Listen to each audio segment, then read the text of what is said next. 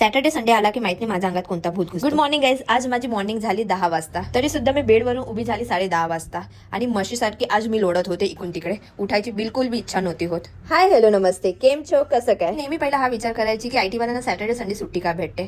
नंतर जेव्हा मला कळलं तेव्हा माहित पडलं की बाकीचे डेज हे असे कुत्र्यासारखे आपल्याकडून काम करून घेतात की सॅटर्डे संडे आपल्याला हवाच असतो. सर्व म्हणतात आयटी फील्ड मध्ये हाईक खूप आहे, पण आयटी फील्ड मध्ये काम सुद्धा तेवढं आहे. 8.5 तास हे तुमच्याकडून एवढं घासून घेतात की तुम्ही घरी येऊन दुसरं काही घासायच्या कामाचेच नाही. एनिवेज आज आहे सॅटर्डे, म्हणजे आराम प्लस घरचे काम. मस्त आरामात उठली आणि मोबाईल इचकत बसून गेली, कारण की बाकीच्या दिवशी मोबाईल इचकायला भेटत नाही आणि जे पण पेंडिंग ईमेल्स आणि इंस्टाग्राम डीएम्स होते हे चेक केले. 5 दिवस जेवढं माझ्याकडे काम नसतं तेवढं तर माझ्या मम्मीकडे 1 दिवसाचं काम असतं. पंखे एवढे क्लीन असून सुद्धा ती रोज साफसफाई करत राहते. काम नसून सुद्धा माहित नाही मम्मी लोकांकडे हे काम कुठून येतं. नंतर माझ्या शेजारचे छोटे छोटे मुलं बाहेर खेळत होते तर मी त्यांच्यासोबत मस्ती केली आणि नंतर मी माझे ड्रिंक बनवायला लागली. विदाउट ड्रिंक माझी सकाळ होत नाही. आणि आज ऑफिसला सुट्टी तर आज आंघोळीला पण सुट्टी. आणि माझ्या घरात एवढे टोपले भरून रोजचे कपडे निघतात की काय सांगू. 1 मिनिट बी कपडा घातला असेल तर माझी मम्मी लगेच धुवायला टाकून देते. आणि माझे पप्पा बाहेरून आले आणि त्यांना लागली होती भूक, म्हणून मी रात्रीच्या भात फोडणी दिला. तर मी आहे सुग्रण, मला कुकिंग येते, पण मला आळस सुद्धा येतो कुकिंग करायचं. असं झणझणीत भात बनवला. भात बघून माझ्या तोंडाला सुद्धा पाणी सुटलं. मग काय लावल्या गरमागरम 2 प्लेट घेतलं निंबू आणि बसलो खायला. माझ्या घरात माझा हातचं जेवण फक्त माझे पप्पाच आवडीने खातात. पप्पांनी गोष्टी करत करत मस्त दाबल्या 2 प्लेट. एकदम मस्त देसी नाश्ता, एकदम पोट भरून गेलं. मम्मीची देवपूजा चालू आहे आणि मी माझ्या भावाला मस्का लावत होती आयपॅड घेऊन दे म्हणून. तशी तुम्ही टीव्ही बघत नाही, पण आज माझ्या मूड झाला टीव्ही बघायचा.